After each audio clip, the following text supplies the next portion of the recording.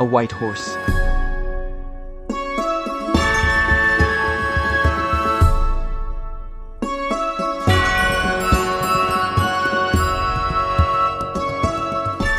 The next morning I awoke with a clear realization. I was destroying Antonia.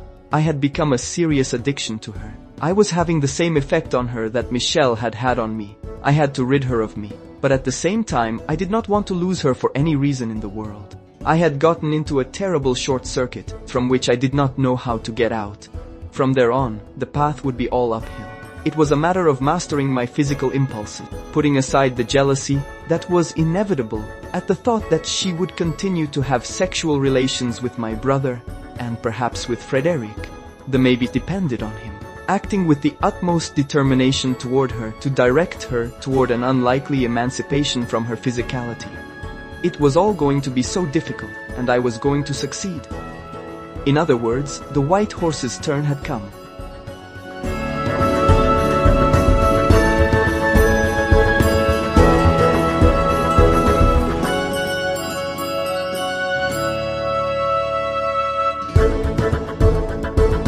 Around 3 o'clock in the afternoon we met on the riverbank. Instead of accompanying her to the barn, as she had expected, I proposed a walk. I took her by the hand and walked with her for a while in a fairy tale atmosphere. I distinctly remember the clear, crisp color of the young leaves of the poplars and maples on which the pearls of recent rain glistened against a clear background of a deep blue, while little clouds of steam rose here and there from a carpet of green grass. When we were tired of walking, I spread my K-way on the grass and sat down on it, made her sit on my lap, and started reading Fear and Trembling with my chin resting on her shoulder, using her legs as a lector. That day she was dressed quite provocatively, in a skirt and high heels. Astonished and displeased by my indifference, she almost immediately tried to lead me into temptation. This was widely expected, and I was not caught unprepared. I tightened her in an embrace that had the dual purpose of reassuring her and keeping her still. She still managed to wriggle free and slip a hand under my shirt. "Come on, stop it, I'm studying," I told her seriously, continuing to read. Then she abruptly turned away from me and said in an anguished tone, "You don't like me anymore." "Don't talk nonsense," I replied, and hugged her tighter. Pretending to equivocate, she again tried to take advantage of the situation and slipped my left hand under her skirt. I had the impression that she was about to orgasm at my mere contact. I squeezed her almost to the point of pain and threatened her sternly. "If you continue like this, I will not even be admitted to the exam, and it will be all your fault. You know I have to make up 2 subjects. I knew how to blackmail her. She calmed down immediately, said, "You are right," and plunged into the preparation of her university handouts, no longer trying to lead me into temptation.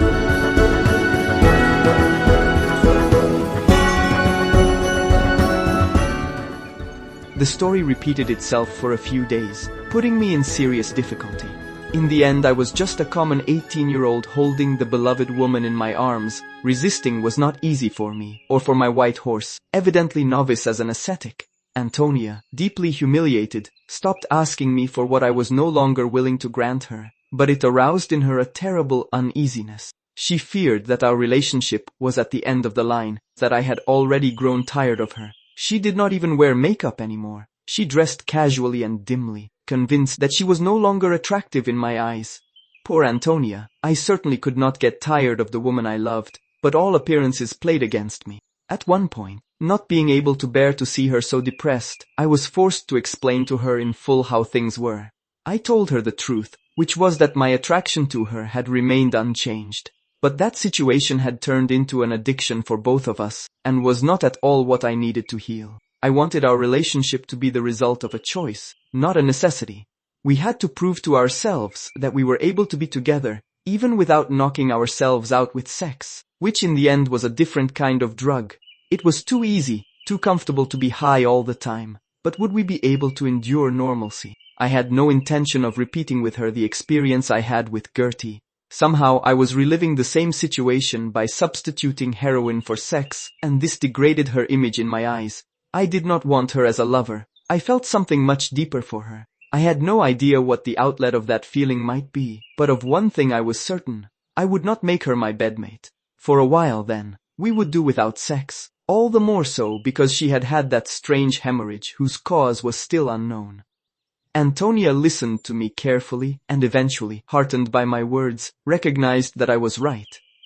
We bargained for a chastity period of 3 months, so that we would pass the month of July and with it the baccalaureate exam. Then what to do would be decided. She took the commitment very seriously, comforted by the fact that I was making long-term plans for the two of us. She stopped provoking me and began to dress in chaste clothes and low-heeled collegiate shoes. Yeah, the shoes. Sometimes women don't realize what turns out to be exciting for a man. Because of those strap-on baby shoes, which had stirred something inside me, I once made the mistake of letting go. Suddenly I knocked her down in the hay with a paw, without saying a word. She reminded me of our pact, but then, gratified by my glance as a ravenous young wolf, she allowed herself to be devoured. It was a beautiful moment, but with that lightness, I risked ruining everything. Moreover, there was bleeding again. Although the gynecologist had found nothing alarming, I was worried. I did not repeat the mistake again. She, for her part, began to force herself not to look at me. The sight of me aroused desires in her that could no longer be fulfilled. I thought I would have to radically change my look, because my cursed angel appearance, as my brother put it, seemed tailor-made to awaken torrid sexual fantasies, which was perfect for someone like Gertie, but totally unsuitable for my relationship with Antonia.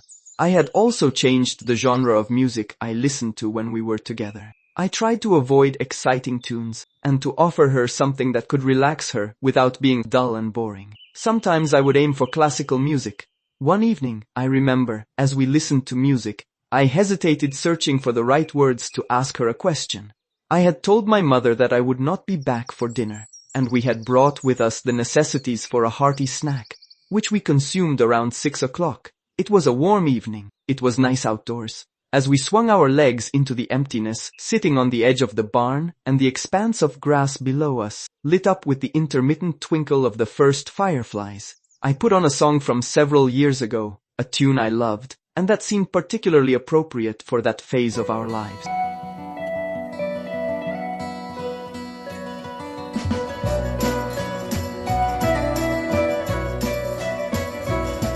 If a fiddler played you a song, my love. Usually she listened without question, but that time she asked me. What a wonderful voice. Who is it that sings? Tim Buckley. Strange. I remembered a different voice. He did not have one voice, he had 1,000. What is the title of the song? Phantasmagoria in 2. It's beautiful.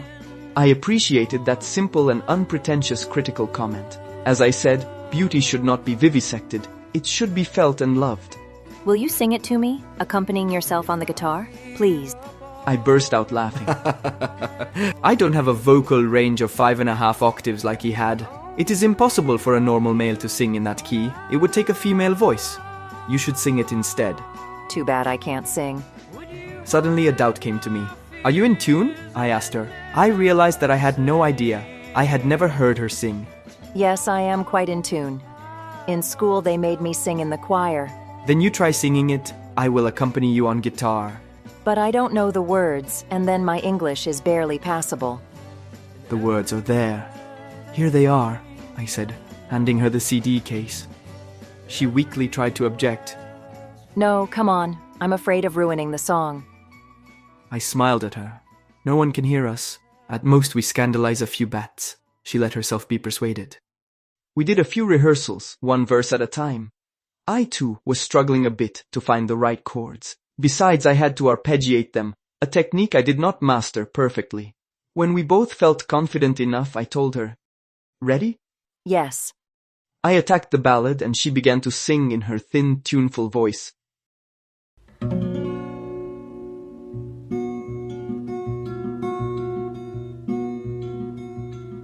If a fiddler played you a song I love, and if I gave you a wheel, would you spin for my heart and loneliness? I still have in my ears the lovely, somewhat scholastic grace with which he performed the refrain. I understood that she wanted to enter my world. That woman loved me in the only possible way, the only right way for me. And only love you for now. Did you hide my fears and never say, tomorrow I must go home? Everywhere there's rain, my love. Everywhere there's fear. If you tell me lies. Finally, I hugged her tightly. Bravo, love, I told her, moved. I promised myself to repeat the experiment more often. I didn't know that, due to a series of unfortunate circumstances, that would be the first and last time. She did not answer anything. She hid her face on my chest, and we stayed like that for a few minutes in silence. After a while, stroking her hair, I plucked up the courage to formulate the question I had been planning from the beginning. How is it going with my brother? As usual, why? Nothing, just like that. I wouldn't want our sacrifices to be in vain, as you continue to have physical relations with him. She took it at a distance. You see, Emmanuel, there are things that are not easy to explain. I know, but give it a try. I love your brother. Sex with him is not a problem. I can do it or not do it. It doesn't change anything for me. In what sense does it not change anything for you? In the sense that Michael is as balanced in sex as in everything else. And this does not generate addiction. Not in me, at least. What is it that is addictive in you? I asked, thinking I knew the answer all too well. But she surprised me. Two opposite excesses, spirituality and carnality. Your brother possesses neither one nor the other. What about me? You what? How am I? Too spiritual or too carnal? Let's change the subject, shall we? Not by a long shot.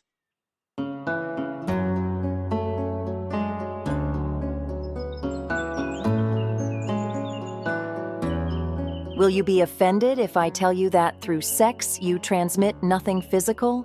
No, I am not offended. If anything, I am surprised. It seems to me that you experience quite intense physical sensations when you make love to me, or am I wrong? You are not wrong. So what? There is no discontinuity between the physical and spiritual planes, at least for me. If you conquer my soul, you have won the game. I already knew, because it was the same for me, but I wanted to hear it from her. She added with some embarrassment. This is not to say that you are not a good lover, mind you. You are very good, but it is not the technique that counts. Someone else who is just as good would not have the same effect on me. In fact, probably none at all. The fact is,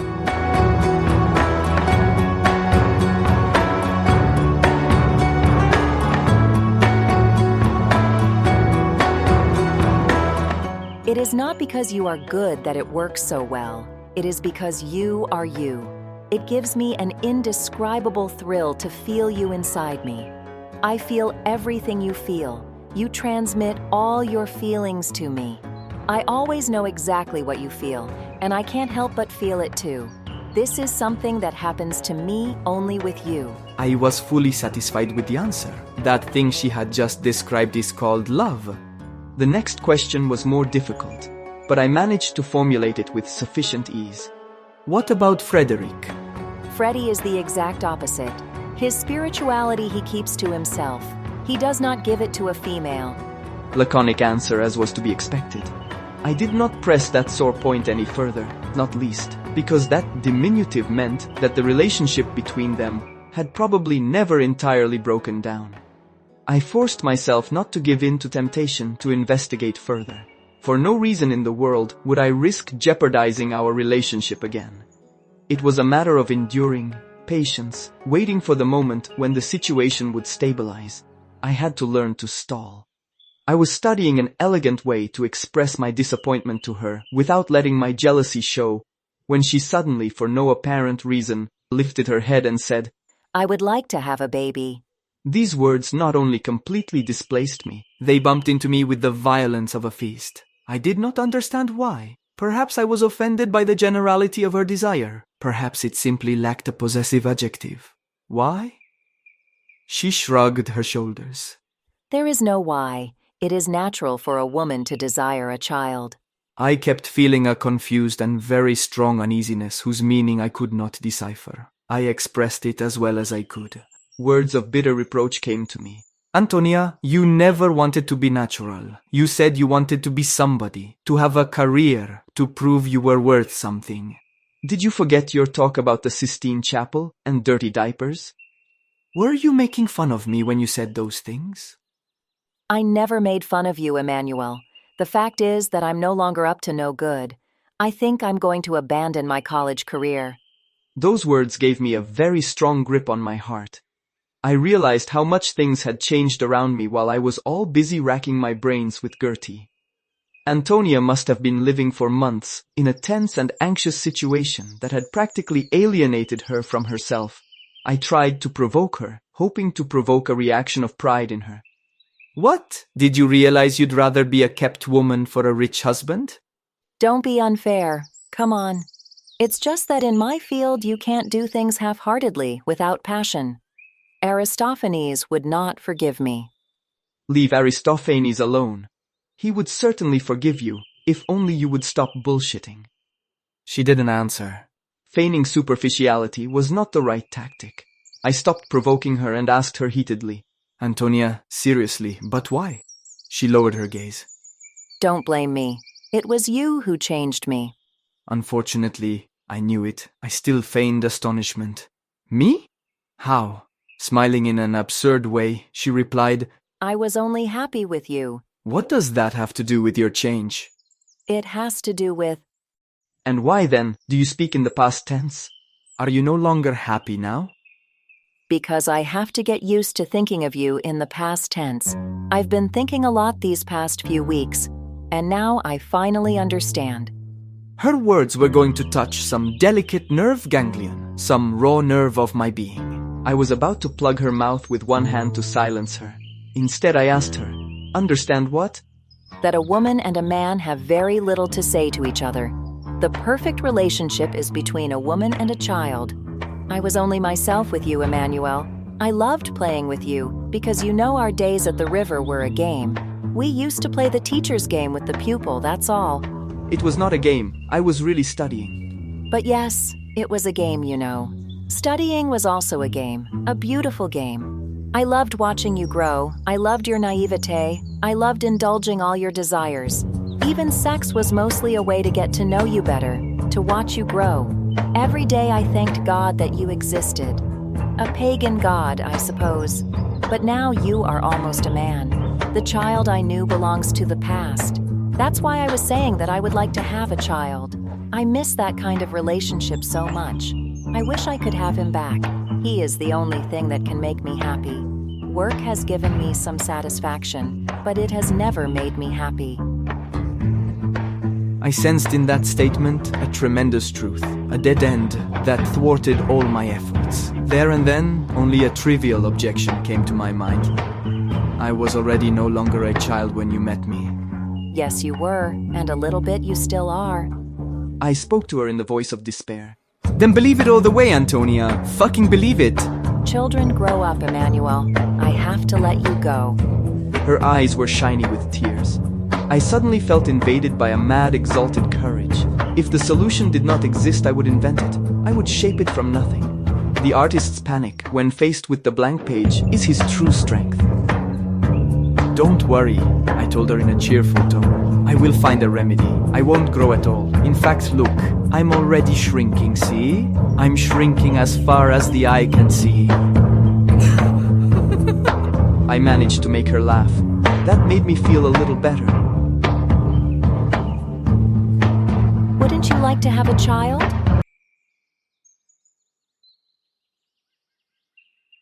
No. No. Why? I don't know, Antonia. I just wouldn't like it. Still because of overpopulation? Yes, overpopulation is a huge problem, I told her. But I don't think that's why. Even if there wasn't, I would feel the same way.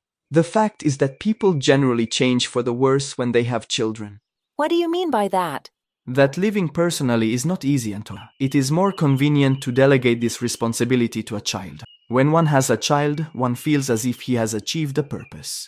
One basically shifts the problem onto the child and gives up considering himself as a purpose. But if everyone did this, it would create a senseless loop, don't you think? Everyone would look for the purpose of his existence in someone else, who in turn would look for it in someone else, and so on. And in the end, no one would have a purpose in life. That's what you are doing, Antonia. You are giving up yourself and your purposes and projecting them onto a child. Imagine if Leonardo had decided to be a family man instead of painting the Last Supper. I am not Leonardo, and then this reasoning also applies to Hitler and Vlad the Impaler. On a conceptual level, it's the same thing. The greats of history made questionable choices, but they made them. They did not delegate their lives to anyone. Weren't you the one who said that history is male? Yes, that was me. You have lost yourself, Antonia. You have given up the truest part of you, and the fact that you say it is my fault destroys me. I never talked about guilt, and it was not the truest part of me. Yes, it was, Antonia. Any woman is capable of making a child, but none is moved by Aristophanes' metrics.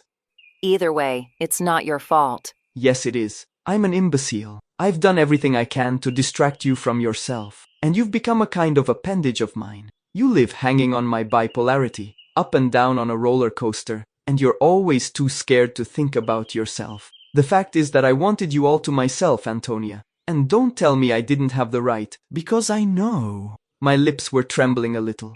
I was going to tell her I love you, but at that moment it would have been pathetic. However, if I could go back, I would tell her. There is nothing irretrievable about this, Emmanuel. I can still resume my work and my studies if I want to. Are you going to do it? I will at some point. Will you still write some absurd and incomprehensible articles? Yes, if you like. But you don't have to do it to please me, I begrudgingly insisted. You have to do it for yourself. All right, I will do it for myself. But now stop nagging yourself. I have nothing to forgive you. You don't know how happy it makes me to see you healed. This is the only important thing. The rest will work out. She caressed my hand. I tried to master the emotion that her maternal caress gave me, which contained all her undeserved forgiveness. Then, becoming master of myself again, I said to her, "The fact is that a child for people is the illusion of immortality. But if you think about it, the opposite is true. To bring a child into the world is to force him or her to share mortality with us. You can't not understand that. Do you really have that much desire to feed more human flesh to cancer and war?"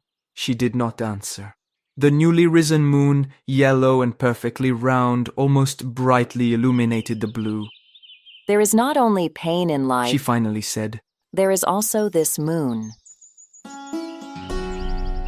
I smiled with some bitterness.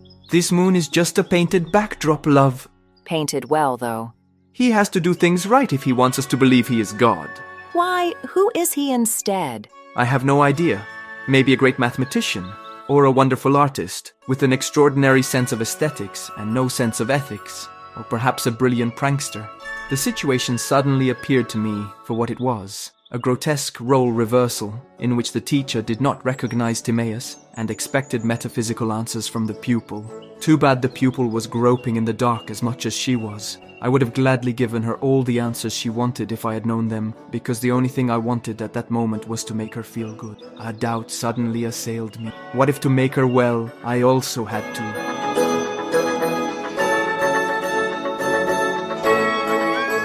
Suddenly a shrill cry behind us made us turn our heads. A large bird with a very long tail was plying the twilight above us. Hey, look! She exclaimed, pointing at him. I recognized him immediately. It is a peacock. My grandfather kept one in the garden. I didn't think peacocks could fly. Yes, they can fly. More like gliding, like gliders. It is beautiful. Wonderful, but he has a horrible voice. The animal flew over us with its wings spread wide and motionless, emitting its high-pitched, ungainly whine several times, and disappeared behind the hill at an unspecified point in the sky.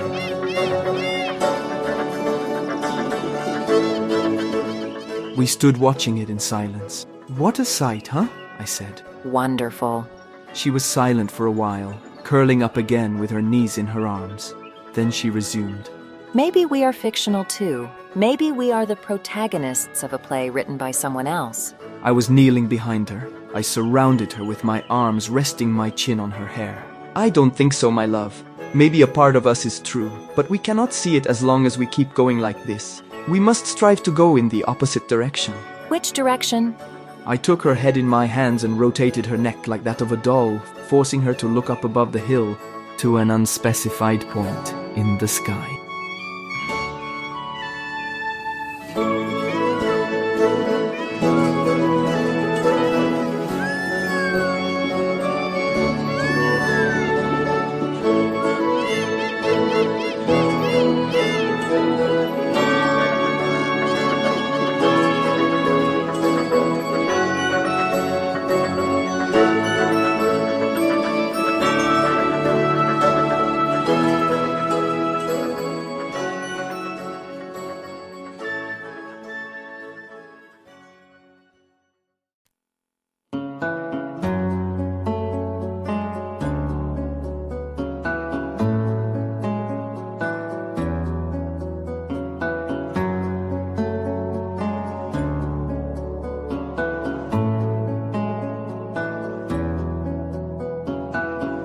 Tired of being what you want me to be, feeling so faithless, lost under the surface.